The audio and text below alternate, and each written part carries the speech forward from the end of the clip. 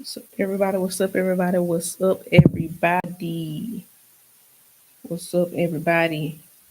I'm live on TikTok and I'm live on Facebook. Said I'm gonna go live on all of them. I'm live on TikTok, live on my YouTube. I'm talking about live on Facebook. I'm live on TikTok and I'm live on my YouTube. Link is in bio if y'all want to come over on YouTube as well. I'm gonna be pulling up. I had to get back on my show, my podcast. I'm pulling up clips, all that. So if y'all want visual, y'all gonna come on over to YouTube. Let me see. Let me share it. Let me share it.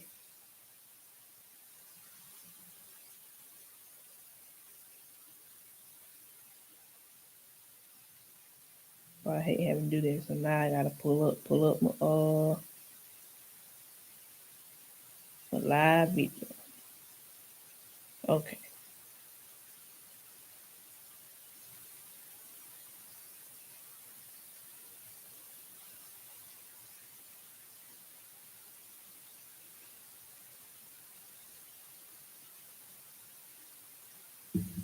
All right, let's get into it. Welcome in everybody to the All Things Life and Sports show with Kylan Thomas. That's me. I'm your host, Kylan Thomas. I got y'all on. I got people on TikTok today, and I got people on YouTube today. I'm pulling both. I'm doing both. I'm doing both. I'm doing both. I said, let's try this out. I want to try this out. I got to do more live time on TikTok, so I can just be on here talking to myself. But I'm gonna come on here and just have my TikTok going, have my TikTok running. Let's get into it. First and foremost, y'all already know what it is. Y'all already know how I gotta start it off. Y'all already know how I gotta start it off. I gotta make sure the people on YouTube can hear. Oh, let me pull it up right here.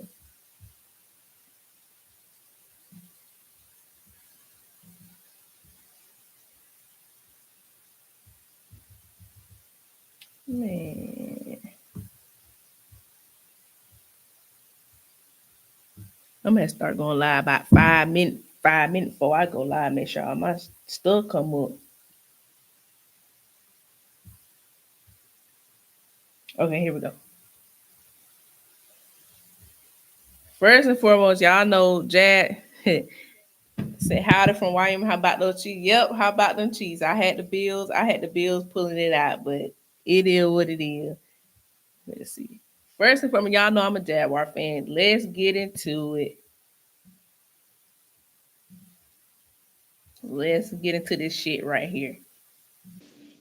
Duval. Duval. I'm gonna let that shit play on repeat for a couple times. Duval. If y'all Duval. come to the YouTube, y'all can actually see his visual. And for the people on YouTube, Duval. I'm live on my TikTok. Listen to that. Now I'm not gonna go here and just go berserk like, oh, he's gonna be horrible. He's gonna be da da. Liam Coen gonna be da da because he can't say Duval right. I'm gonna give him the benefit of the doubt. He did a Duval with the staff before this. He did it again after. He can say the Duval right. But come on, bro. In your press conference with everybody watching, what everybody gonna pull clips from. This is known around the NFL. Yeah, y'all see the game. Y'all see the game. This is known around the NFL. How does the new head coach do in his introductory press conference? Liam Coen, come on, man. You can't get up there and do that. That is not how we say Duval. It's Duval. Like they said, like we said this morning, like if I get a big stop on fourth down before the game and we trying to get people ready, that's the time you should have came on here in your press conference and let everybody know the Duval. Now, you ain't gonna spend too much time on it. It ain't that big of a deal. But you can't do that. But let's. I'm gonna dissect this press conference a little bit, pull clips from here and there, because with me being a fan of the team, obviously watched it, listen. Now, again, this is a head coach's introductory press conference. Not too many times you're gonna hear them really say nothing bad, say nothing nobody agree with. Like everybody got a lot of hope right now. So everything these new head coaches say, we gonna fall on the sword for. We gonna be excited for. So it is what it is. That's kind of how I view that.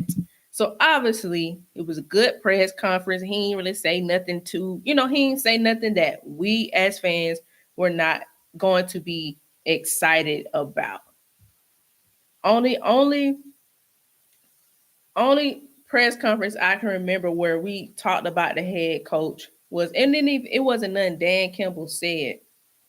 It was just the biting the kneecaps thing. But as far as scheme, like his views on the team, that we ain't had no problem with that. It was the biting kneecap and then Adam Gase with the eyes. That's it. Other than that, I can't think of no introductory press conference from a head coach where people had an issue with. So take this at face value because history will tell us out of all these teams, how many head coaches got hired this cycle?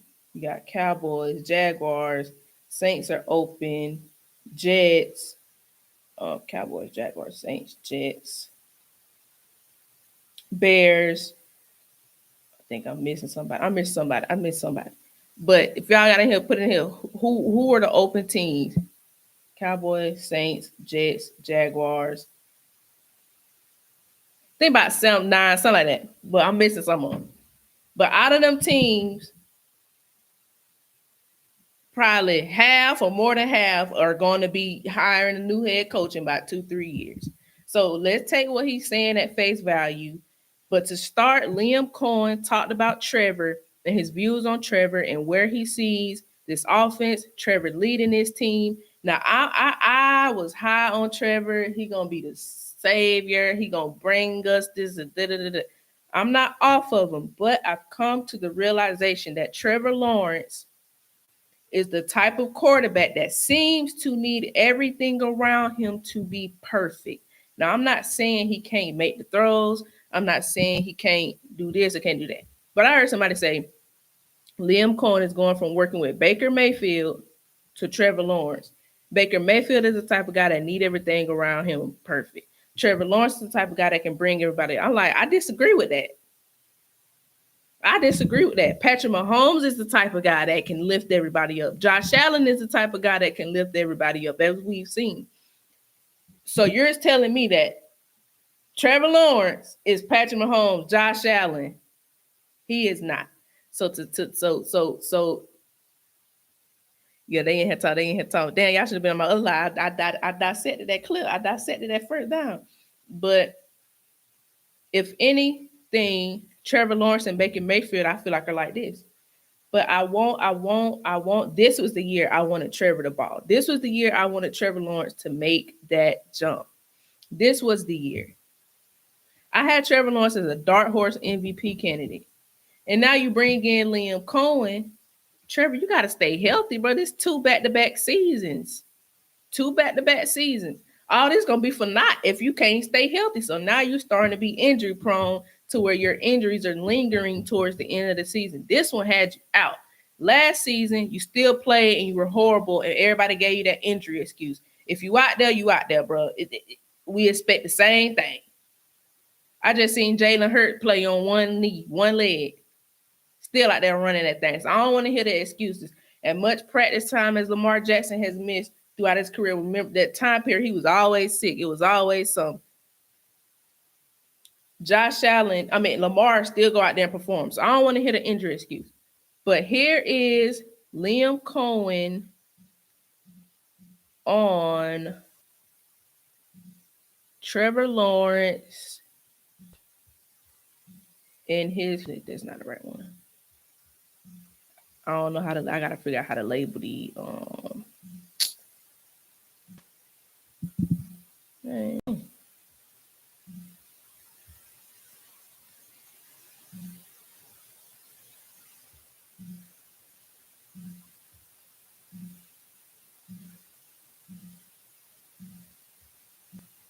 Here is Liam Cohen, and for those of y'all, I'm also live. Someone said, "Who the hell DJ Ladway?" Man, DJ Ladway gonna be the Heisman winner next year. But here is our Jacksonville Jaguars new head coach Liam Cohen on his views on Trevor and kind of where he sees the offense going. I was telling Trevor this the other day that I've watched him play alive as a freshman in high school. It was Buford High School against Carrollwood, Cartersville. Excuse me. Sorry, I was in the South Georgia. I was in Georgia, man. That's all I knew. And I was seeing this freshman in high school play the position at a high level, standing tall, making throws, delivering. And I walked out of there like, man, this is different. I had no idea who he was. And then you fast forward to now, right? How do we make Trevor Lawrence and this offense as dynamic and explosive as we can be, right? We've got to build it around him as well, right? We've got to make every part of this about improvement, and he will be a part of that process. He's earned that right. I cannot respect his toughness and mentality and work ethic more than I do already from afar. And this will all be about Trevor right now. All right, so that's new Jaguars head coach Liam Coen on Trevor Lawrence and kind of where he sees and views Trevor and how he feels Trevor can lead this team and lead us to the Super Bowl, because that's the ultimate goal. Now, Liam, this is not a rebuild. The Jacksonville Jaguars, where we are currently, this is not a rebuild. Okay. You got your franchise quarterback. You got pieces on it. Looks like we got our franchise wide receiver. You got those cornerstone pieces. You got two pieces on the defensive line. You got your corner that you just signed to an extension. You got free agents that you done brought in, big name players coming from winning organizations. This is not a rebuild. Throughout the whole season, all we've said, not even we, I kind of came off that. Everybody's saying this is not the Jacksonville Jaguars are not a 4-win team. The Jacksonville Jaguars are not a 4-win team. So Liam, you gotta come in. You gotta come in and make something happen, bro. This ain't no rebuild. I'm expecting us to be winning the AFC South next season. The problem was the offense is stagnant. The offense is pale. Okay, so you're the offensive mind. Come in here and fix that shit. We good. So this is not a rebuild. You say you want to build the culture, build this into a winning culture, pulling out these close games. I think the Jaguars had the most close game losses, I think, in NFL history. Literally almost all the Jaguars losses were close wins. Almost all. I think outside of two that I can think of. Bills, Lions. Those are blowouts. Aside of that, Jaguars, we lost close games. 4-13. 13 of those losses are close. And typically you say when that's the case, you got the talent, coaching just say push you over the hump. So in bringing in Liam Coen, I'm expecting a better, way better offense, and that should get us over the hump. Here is Jaguars head coach Liam Coen on bringing a winning culture to Duval, Florida. I've mentioned this to the guys. This is a 4-win team. Yes, that is the record, but this is not a 4-win team. Okay, how do we go from winning games to not losing them? I think that's something we've got to address, and that is got to be in our veins, in our DNA, the culture of winning. I've learned it from the Los Angeles Rams and from a ton of other great organizations on how to go win football games. And so I think that's something that we have to start as a team, as a group, and show how we're going to go do it. Straight ahead. So that's Liam Coen on changing and getting the Jaguars to becoming a winning organization and pretty much it pulling out these close games that we ended up getting losses in. Now, we all may say, in the beginning of the hiring process, even me, more so myself, I asked, where's this Liam Coen name come from? I think Liam Coen only interviewed with the Jacksonville Jaguars. We're the only team to interview him. Now, that don't mean much. That ain't saying much because Kevin O'Connell only had 2 teams interview him. And look how that turned out. So just because you ain't got everybody beating down your door like Ben Johnson don't mean you a scrub. Okay? He took that Bucs offense. I think the last season before he came in as OC, they were like bottom of the NFL to their like top of the NFL. He took that Bucs run game, who were like getting 80, 88 yards a game, to one of the top run games in the NFL.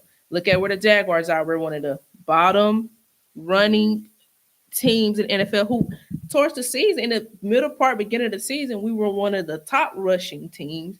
That dwindled. So how is he gonna come in with and fix that run game? But at like I said, in the beginning of this process, we didn't really know who Liam Coen was. Okay, unless you really paid attention and looked at prolific offenses around the league, and then you started looking into their OCs. I didn't know who Liam Coen was. A lot of us didn't. A lot of us wanted Ben Johnson, as everyone did. Okay, but if you look at it, he only got 1 year experience of calling plays in the NFL. He did not call plays when he was with the Rams and Sean McVay. He didn't call plays. He went to Kentucky. He went to college so that he can get that experience of calling plays. Then he came to the NFL and did it last year with the Bucks. So he only got 1 year experience of calling plays in the NFL. So how is this going to fold and mesh to now you got 1 year of experience of calling plays in the NFL to now you're a head coach? And we can dive into this another live, but this is where the talks of the Rooney Rule and all that come in. This is where the black coach ain't gonna get the opportunity. That just is what it is. But how are you going to manage and kind of let those stops shape you into the coach that you are, into kind of not as much experience calling plays in the NFL to now becoming a head coach in that type of leadership that you need to do your job at a high level, be able to delegate. And he did say he's calling the plays. So how's Liam Cohen on his experiences? Let me see the wrong one. Oh no, that was the right one. Here's Liam Cohen on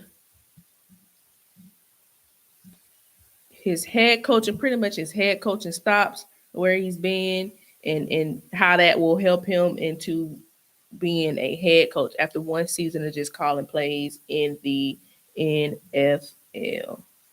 Question. You know, the foundation of my career started in college and locker rooms in Maine and Brown and UMass, places that, let's be honest, don't have a ton of resources. So you learn kind of your DNA as a coach in some of those places, right? And then in the last few years, you get an opportunity to go coach in the National Football League, which has been the dream.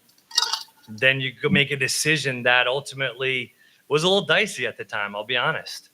You go back to a place where you just had success and had a great opportunity to be at, but that was all done to go call plays again, right? And that was the experience that I kind of missed that year in LA.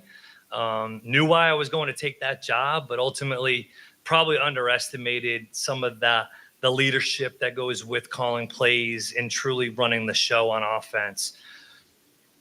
Things have changed in the landscape of college football, right? We all know that.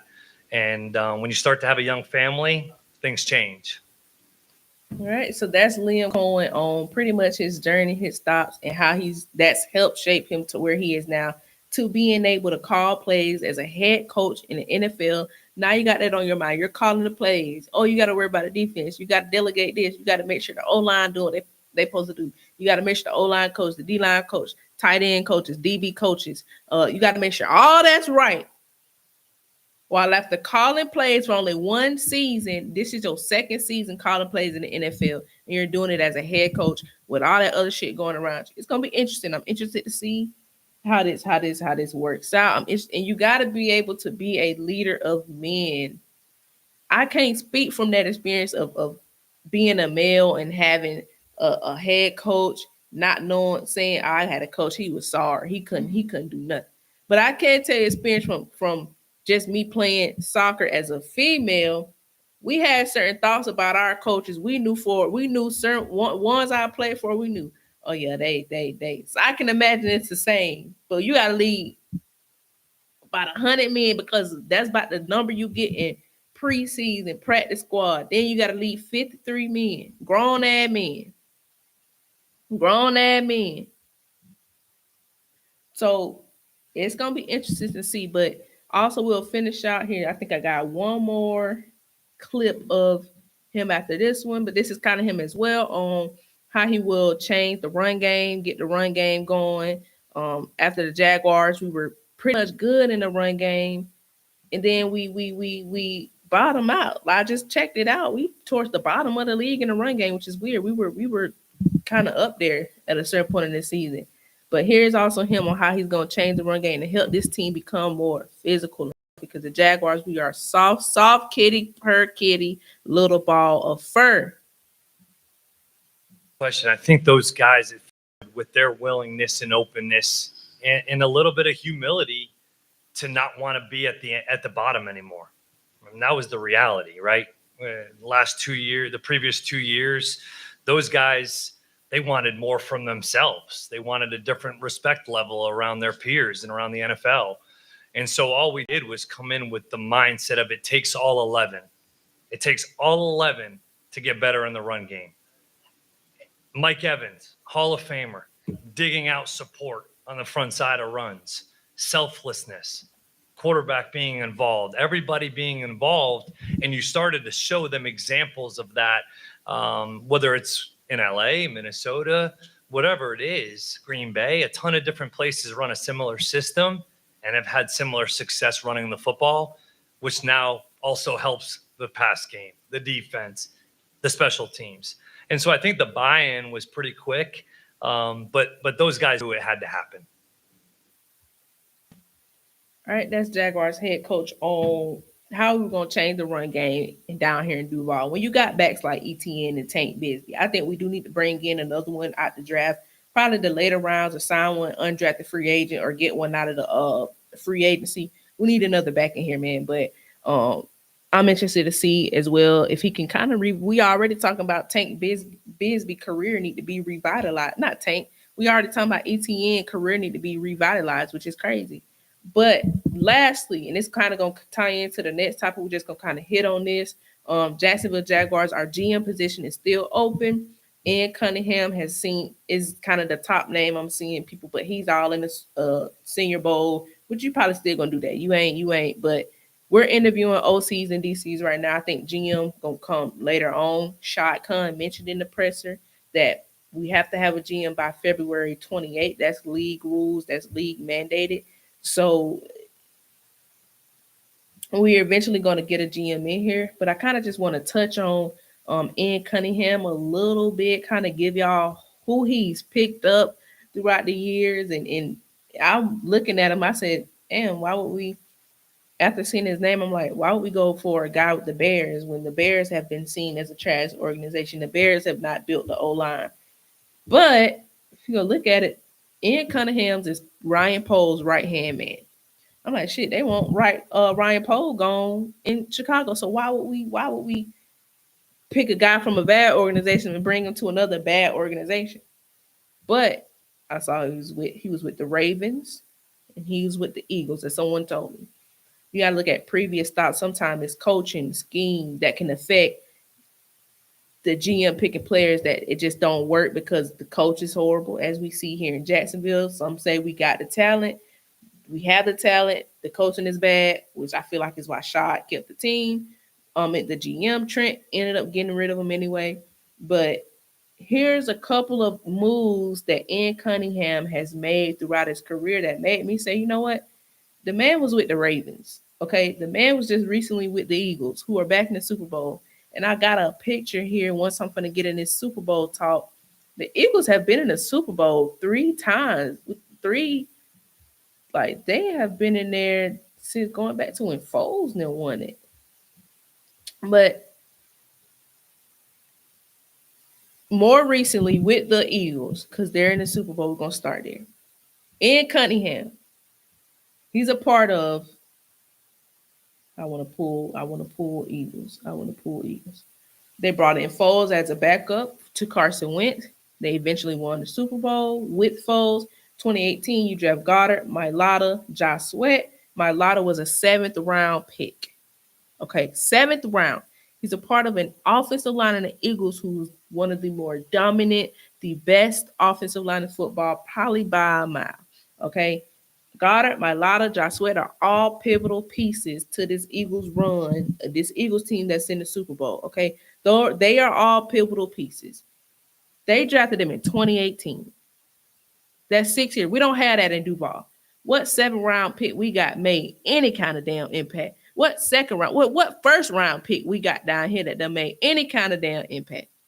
But you got Goddard 2nd round, my lot of 7th round, Josh Sweat 4th round. That year free agency, they re-signed their Pro Bowl linebacker. Got a track record of keeping players. 2019 traded up for tackle Andre Dillard. Now he's no longer with the team. Then you draft JJ Arcega Whiteside. He transitioned to the tight end, no longer with the team. So those are two that you could say didn't really hit on. But then they drafted Miles Sanders, made it to a Super Bowl, was a Pro Bowler. Free agency, they got Sproles, Golden Tate, Malik Jackson, and then Malik Jackson, he was just with the Jaguars. He was coming off a Pro Bowl season with us that year. Okay? Now you can say Golden Tate, Sproles. I think Sproles did some good things with the Eagles, but Golden Tate, it is what it is. So you can say how your thoughts kind of on that. 2019 don't seem to be as good as 2018. Okay, 2020, this the one everybody pretty much talk about. You picked Jalen Rager right before Justin Jefferson. I said I loved it, Justin Jefferson. I wanted the Jaguars to get Justin Jefferson. And that's the same draft we ended up picking Caleb Von Tayson right before Justin Jefferson. And I said it. Down that hill, I wanted Justin Jefferson to be a Jacksonville Jaguar. But that's where Ian Cunningham was a part of that regime that picked Jalen Rager over Justin Jefferson. But they also picked Jalen Hurts. In free agency, they also extended Darius Slay. They signed Jalen Mills. They signed Nikhil Roby Coleman. They signed Javon Hargrave. Now, we all know those names. Those are notable names. If those of y'all that probably just coming in, just tuning in here on TikTok, I'm live on my YouTube. Link is in the bio. People here on the YouTube, I'm live on my TikTok at the official KT1. If you're here on the TikTok and you want to see the visual clips, you can head over to YouTube. If you're on YouTube, you don't really care about seeing, you just want to listen, you could just listen here, you can go over to the TikTok. But 2020, 2021, this is when they drafted Dickerson, Gainwell, who's balling, back up to Saquon, and Devontae Smith. Okay. Then right in 2022, depending upon when he got fired, he still could have had a say or some kind of a part of the process of them getting Jordan Davis and the AJ Brown trade. So that's Ian Cunningham track record of working with Howie and the Eagles. Okay. See somebody liking it over here on YouTube. Thank you so much for that. I appreciate the support. Subscribe. Now, him with the Bears as Ryan Poles' right hand man. Caleb Williams, obviously, that's like I say about Trent Baalke. That's a foregone with picking Trevor. We all knew that was gonna happen. But it was a lot more context with this one because do you keep Justin Fields or do you trade and get Caleb Williams? Okay, they ended up trading. It is what it is. They drafted Caleb Williams. They drafted Rome Odunze. They ended up trading for DJ Moore. They traded for Keenan Allen. But the offensive line is still horrible. And the Jaguars, one of our issues is the offensive line. Our offensive line improved since last season. There's a point in the season where our O line was like top 5 in protection, which is I don't get the whole O line talk. We can be better, but sometimes we try to make excuses. A lot of our fans try to make excuses for Trevor Lawrence and try to just put it on everybody, blame everybody but him. But the issue there is with the Bears is still the offensive line. But Ryan Poles said so himself that Ian Cunningham is his right hand man. Like this, we make pretty much they make decisions together. They talk these decisions out. They this ain't just no one man guy. He kind of just here. No, Ian Cunningham. I even saw a clip of Ian Cunningham making a trade call. Like he's a big deal. So first, I'm gonna play y'all the clip of Trent, our owner, Shad Khan, in the presser. This is the last clip of the presser, saying pretty much how much say our head coach is gonna have in draft picks, players, and then I'm gonna put on here the clip of Ryan Poles talking about Ian Cunningham. I wanted to tie the two together because obviously y'all got to work together, GM, head coach, on the type of players y'all want to fit y'all system.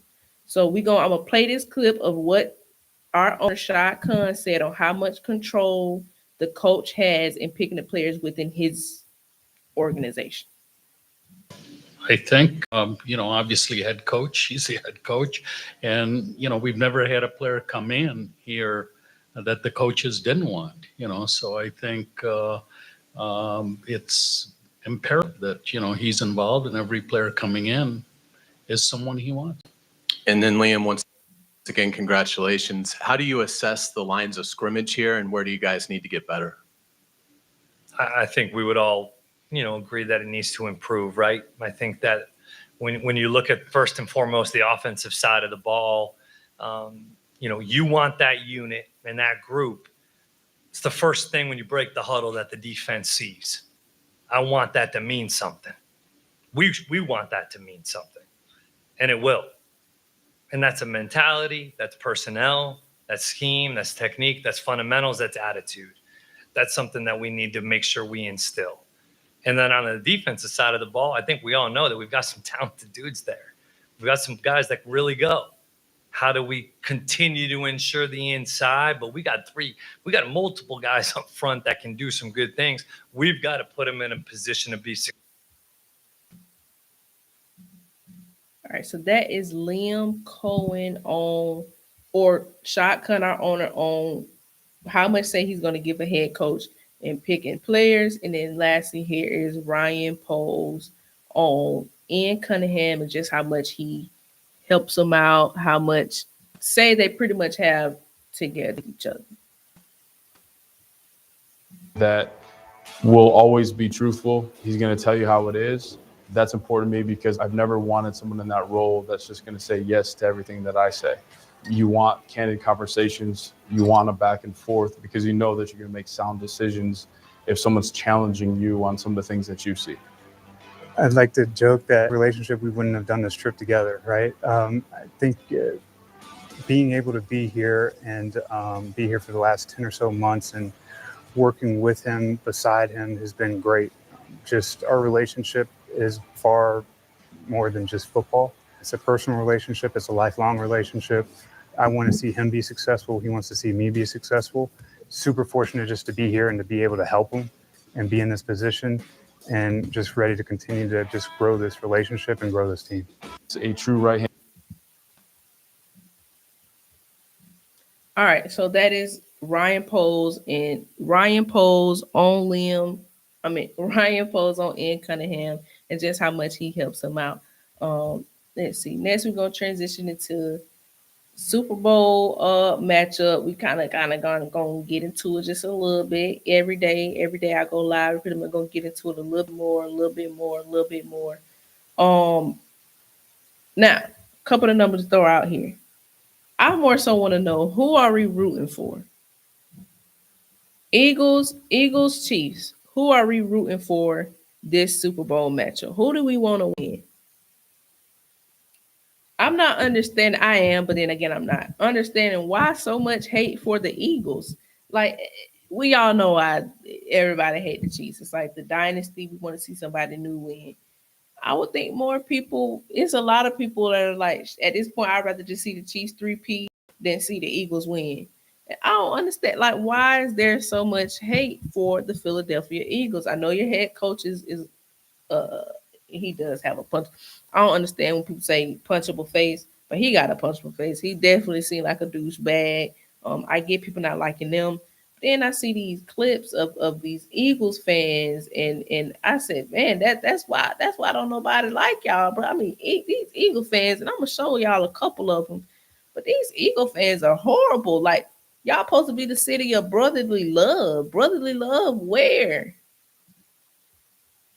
Brotherly love where? And I'm gonna just show y'all this. Let me pull this up. I'm gonna just show y'all this real quick. Oh, it's already sharing. Oh no, yeah, it's sharing this one. I'm gonna just show y'all this clip real quick of the city. About two clips. The city of brotherly love, and this is why people. This is why people ain't room for them. This is why people ain't room for them.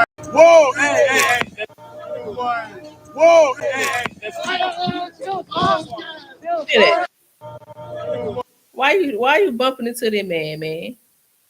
Yeah, you bumped into him and got checked. You bumped into him and got checked. And then here's this video. Let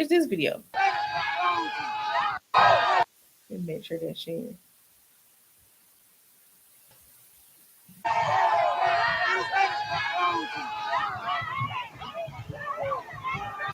First of all, bro, you weak. Ain't nobody finna snap my hat off my head and you just walking off. You just continuing to walk. First of all, you weak. Ain't no telling how much money you spent on that damn hat. Let me play that back.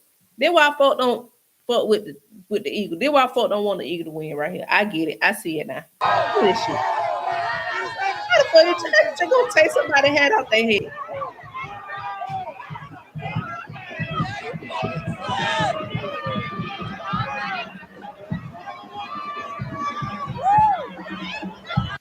Now, trust, I get it. I've been to plenty of NFL games myself, but I've always went to home Jacksonville Jaguars home games. Now, maybe because we suck, we ain't that type of fan base, but we don't really do people like that when they come into our city, man. We don't do people like that. But I guarantee, I mean, I get it. You go to a away game, especially a team like that, you're gonna get some rah rah, you're gonna get some something from their fans if you wearing another player jersey. That just is what it is. That's gonna happen. So I understand that. I get that. But for me, is do you want to see Jalen Hurts, Saquon, those guys get their first ring, or do you want to see the Chiefs and Mahomes 3P? Do you want to see history made? And I'm gonna give my take once the end at the end of this little segment. I'm gonna give my take. But here's what's different about that Eagles team. And as we can see here, this is so crazy. You won't realize how many times the Eagles have been in the Super Bowl. Within the last, when did we get Doug? We got Doug. We look like 2021. So this had been 2020, 2019. No, this was 2017, 2018. Because, yeah, this was the year they made it. The Jaguars should have been here. Miles Jack was not down. Okay. Here's the up top dynasty, the Patriots dynasty. Trying to go for a three-peat. Falcons lost to Eagles. Won against Rams. Eagles messed up their three-peat. Down here, Kansas City going for a three-peat. Beat the Eagles. Beat the 49ers. Will the Eagles have the opportunity, the chance to stop another three-peat? This is crazy. I saw this. I said, I got to put this on here, man. I got to put this on the live because that is just asinine to me. You wouldn't even think the Eagles are in this position, but it is what it is. That's where we're going. But here is Nick Wright. For me, I'm gonna go and get my take. I'm going with the Chiefs. At this point, I just want to see history made. I want to see if they can get the three-peat, the first team to three-peat in NFL history, which is crazy when you look at the sport of football and the NFL, the physicality of it, the fact that and not barn, I don't want nobody getting hurt, but the fact now one of them, no major, no Mahomes hasn't had no injury, no to set them back or anything within these 3 years. That's where I'm at with it. I just want to see history made. I want to see if they can pull it out. So, and here's kind of Net Right diving deep and giving you just where we are with Mahomes and just how great he is, and to see like where he like just Mahomes and his greatness. Here's Nick Wright diving into that. I know some of y'all don't really fuck with Nick Wright, but he ain't lying in this video. Here's Nick Wright talking about Patrick, and that's kind of why I want him to win. I just not want him to win, but I'd rather see them win. I'd rather see history made. People talk about NFL quarterbacks like there's a big four. There isn't. It's not Patrick, Josh, Lamar, and Murray. To misquote Kendrick Lamar, it's not a big three, it's a big me, and it's Patrick. That's why I use the Sopranos analogy. I love Christopher and Paulie and Silvio, but here's the thing. It's not their story. The show's called The Sopranos, and it's about Tony. And the NFL in the 2020s is about Patrick Mahomes. There are 4 major trophies: league MVP, Super Bowl MVP, conference, Super Bowl, Here is the current trophy count. Josh Allen, 0. Joe Burrow, 1. Lamar Jackson, 2. Patrick Mahomes, 13. These guys are not standalone historic figures. They are different moons orbiting around the planet that is Patrick Mahomes. He is the main character of the NFL this decade. So that's Nick Wright on Patrick Mahomes and his Chiefs dynasty, and I agree with him. So where I'm at with it, as far as the Super Bowl, I would rather see the Chiefs win and see history made. Now, where we are, I'm gonna kind of throw these numbers out there. What's different about the Eagles than when they first met up, and what's different about them now? They got Saquon and the best offensive line in the league. Okay, the first ranked defense, total defense, first passing defense. Okay, let me see, rushing defense 7th, no 9th. But I can counter that with the Chiefs have is top 10, not 1, 2, or 3, but top 10. The Chiefs have are ranked 9th in rushing defense. So this is going to be an interesting battle to see if Spags can dial up to stop Saquon in that Eagles run game. And if they do, or kind of slow him down, will Jalen Hurts be able to get him over the hump? Okay. Will Jalen Hurts be able to get him over the hump? The Eagles' best defense in football, the most disciplined, that resurgence of Zach Bond, Quinion Mitchell was a great pick. I feel like this game has the potential to be a low scoring, run fest, because both teams, I think the I don't think the Chiefs are gonna come out trying to do the 30 points. Da, da, da, da. I'm not saying they I'm not saying they aren't gonna do that, but I think they're gonna slow down that Eagles run game. Okay. I think they're gonna make Jalen Hurts throw the ball. The In that run game, I want to see if the Eagles are going to stick to it. Given that it slowed down, I want to see if they're going to stick to it or if they're going to try to put the ball in Jalen Hurts' hand. The issue that the Ravens, they tend to always do, they'll stop the run game and put the ball into Lamar's hands throwing, which is not he can't. It's not that he can't throw, but this is what the offense built around the run game. So if they're running and slow down and they don't stick to it, they're gonna be getting off the field.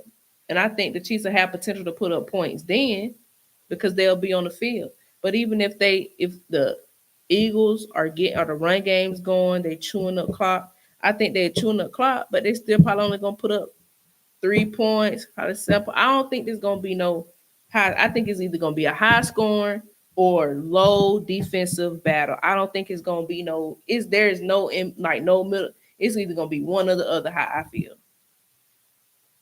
That's how I feel about it. Lastly, let's get into the last topic of the day. Kind of wanted to touch on the Pro Bowl because the skill stuff starts tomorrow. I didn't even know that shit till this morning when I was looking at it, which is crazy because the Pro Bowl has become. We're gonna get into it a little bit. What got to be different about the Pro Bowl? Here's the problem with the Pro. I think here's the problem with the Pro Bowl. The dropouts. It's like guys don't care about the Pro Bowl no more. You know what I'm saying? I want to see Lamar Jackson. I don't want to see Drake May. I don't want to see Russell Wilson. I want to see Lamar Jackson. I want to see Josh Allen. You know what I'm saying? Like, so that's already within itself the reasons why the Pro Bowl sucks. You got players dropping out. There's no incentive to play in the game. Here's just some players that have withdrew or dropped out, or Chiefs and Eagles players that are not making it because of Super Bowl. Look at this. Lamar Jackson withdrew. Josh Allen withdrew. Jaden Daniels withdrew. CJ Stroud declined his invite. Bo Nix was hurt. And I'm over here talking about, damn, how the hell we got Drake May on here when you had Stroud, who was a playoff quarterback. You had Herbert, who was a playoff quarterback. Well, Stroud declined his invite. So those are like the top quarterbacks we want to see, the top, like who I would tune in to watch. Now I got to watch Drake May and Russell Wilson play with Joe Burrow. Derrick Henry looked like he withdrew from the Pro Bowl. Roquan Smith withdrew from the Pro Bowl. Matabaki, Kirby Joseph had the most fan votes and he didn't make the Pro Bowl. So that's the problem with the Pro Bowl. Also, how is the vote? How are y'all selecting who makes the Pro Bowl? That's an issue as well. There's no transparency there. Okay. Also, when you look at players who didn't make the Pro Bowl, Patrick Mahomes, he ain't had the stats, I don't think, this season. A.J. Brown, Brian Thomas Jr., Leonard Williams, Trent McDuffie, Kenyon Mitchell, Johnny Smith. Johnny Smith, I think he replacing Travis Kelce. But that's the issue with the Pro Bowl. Okay. Then we go and look at who they replaced said players with. Pull it up. This is who they replaced said players with. Okay. Here we got AFC. You replace Josh Allen and Lamar with Russell Wilson, Drake May. Don't nobody want to see Drake May, man. We don't want to see Drake May. Look like Derrick Henry still gonna be in there. Let me see. Praise Brian Thomas Jr. with Zay Flowers. But here's the issue, and I'm gonna pull it. Matter of fact, let me go on. Here's the issue, and we're gonna pull it up. Brian Thomas Jr. should have been in there anyway. Brian Thomas Jr. was the third overall receiver in receiving yards, second in the AFC, and he gets in over Zay Flowers. Zay Flowers. I had him in fantasy. He ain't do nothing. He got in over him. So that's an issue within itself. All these snubs. Travis Kelce got in. He ain't do shit all season. Okay. You don't mind Ronnie Stanley replacing Tunsil. Okay. Now we get into players that we don't, we care about the skill guys. Quentin Williams, I don't mind him replacing Chris Jones. Calvin Noy, Joey Bosa, I don't mind who they replaced. Let's see. All right, NFC. Let's say it still got Jaden Daniels is playing. B. John Robinson replacing, you don't too much mind that. Malik Neighbors, you don't too much mind that. You don't too much mind Mike Evans. Okay, yeah, Austin Tackle, yeah, like O'Neal, but these are guys we don't care about. These are skill guys. We don't, we don't care about the skill guys. But those big name skill guys, those quarterbacks who everybody tuning in to watch are not playing. And that's not who people want to see.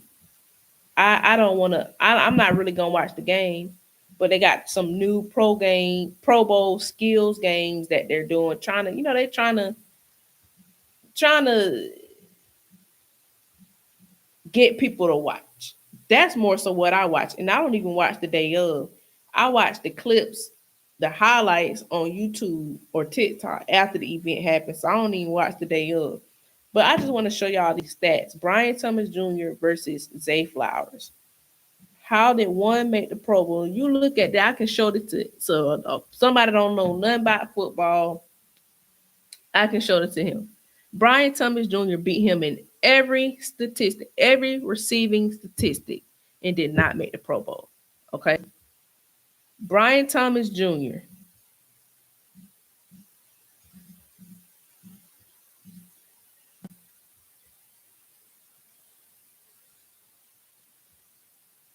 Brian Thomas Jr. is right here. Y'all can see it. Let me see. Complete leaders. I'm gonna pull it up. I want y'all to see.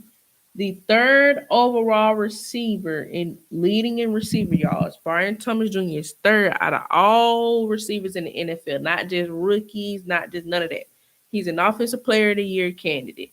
He is the second receiver in the AFC in receiving yards behind none other than Jamar Chase. That guy did not make the Pro Bowl.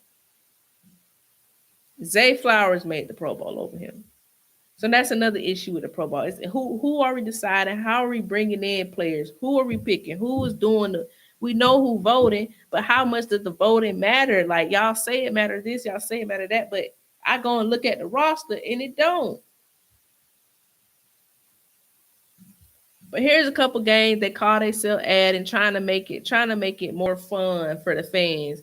I mean, the passing test, like it's the same thing they be doing. Quarterbacks trying to hit the target, but now they add in, they gonna have a teammate. They answer 5 questions about current Pro Bowlers. For every answer they get, the quarterback get an extra 10 seconds. I mean, I get it. They trying to spice it up. They trying to. I honestly don't mind the skill stuff. It's the game for me. I don't mind the skill stuff. Satisfying catches. One wide receiver, tight end, defensive back for each conference.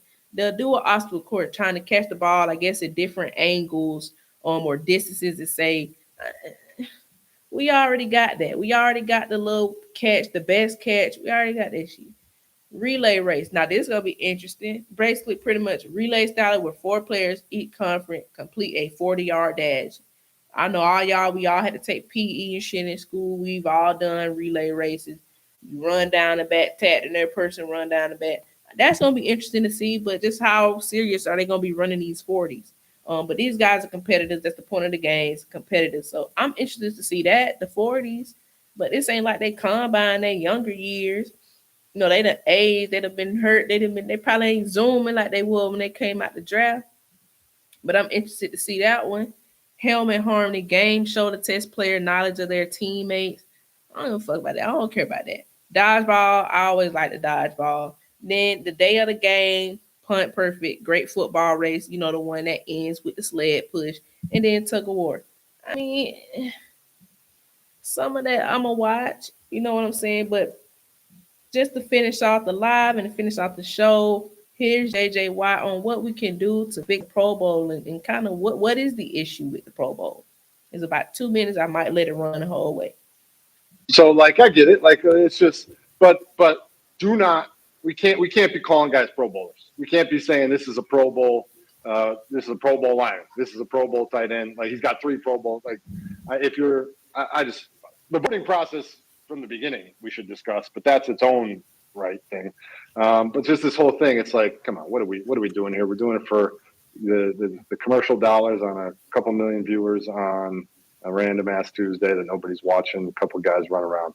What should they do? What do you think they should do, like, physically? I literally don't know. Like, that's why I said I think it might be just okay to admit that something's run its course. Like, you're never going to get rid of it because it still makes money. Like, I'm not an idiot. You can see there's an audience and there's commercials for it, which is great. That's going to happen. But oh yeah, Big Spike is about to be awesome, Jade. You've never seen it. Maybe don't judge it before you get a chance to see it. Linemen are going to be spiking balls onto a machine that measures the amount of power. And then how about helmet harmony? This game shows players' knowledge of their teammate. Wow. Okay. Let's embarrass some guys. A relay race, that'll be fun, you know, because are we passing a baton? Are we doing the entire thing? Track baton for the NFL? Satisfying catches presented by Snickers. Wide receivers, tight ends, and corners are put through a timed catching obstacle course. And then obviously the quarterback carnival is what they should be calling that one. Dan Orlovsky stole the show last year, which once again goes back to JJ's point. If Dan Orlovsky is the one stealing the show, maybe we shouldn't be doing head-to-head. You got a Madden game. That's fun. That's good content. Punt perfect. Punters and non-punters compete to punt footballs into 6 large cups. That'll be fun. Yeah. That'll be good. The great football race, a 5-leg course that tests everything from kicking to agility to strength, a decathlon of sorts around football, tug of war, and then obviously flag football. All right. So as kind of McAfee and them hinted in that video, I feel the same. Like, as far as the games, what they're doing on tomorrow night, I have no issue with that. I might tune in and watch those. Like I said, I always watch the clips after. That might be the only thing I watch, though. And that's kind of what I'm saying. I agree to JJ's point. You got this guy I'm a Pro Bowler, did 2-3-time Pro Bowler. Bro, you was a Pro Bowler because you like the 4th, 5th guy on the depth chart. When I got Bo Nix hurt, CJ Stout declined his invite. Lamar dropped out. Josh Allen dropped out. Okay, we down to the 5th guy. That's how we got Russell Wilson and Drake May. Y'all ain't put Herbert in there over Drake May. So that's my point. Like, damn, like, that's the main issue I have with the Pro Bowl. How are we deciding who gets in outside of the skills challenges? What are we gonna do to fix the flag football game? I don't want to just see dude running around, toss it here, he get a touchdown. Put some type of competitor. Y'all already done took it away from actual football. It's fucking flag football. But yeah, like I said, I'm gonna tune in to the skills challenges. Thank y'all so much for tuning in to the All Things Life and Sports show. This one actually went a lot longer than I thought it was. I thought this was going to be my shorter one. Trying to find topics to talk about today. But thank y'all so much for tuning in here, both on TikTok and on YouTube. Subscribe. My links will be in the description for those of y'all that are interested and want to come be a guest on here. If you want to come be a guest on the show, you got a favorite team. I talk about any sport we can talk. My socials are in the description. DM me. Let me know you want to come be a guest. For those of y'all on TikTok, thank y'all so much for tuning in. For those of y'all here on YouTube as well, subscribe, and like. Thank y'all so much. Make sure everything done before you try to have fun. Peace.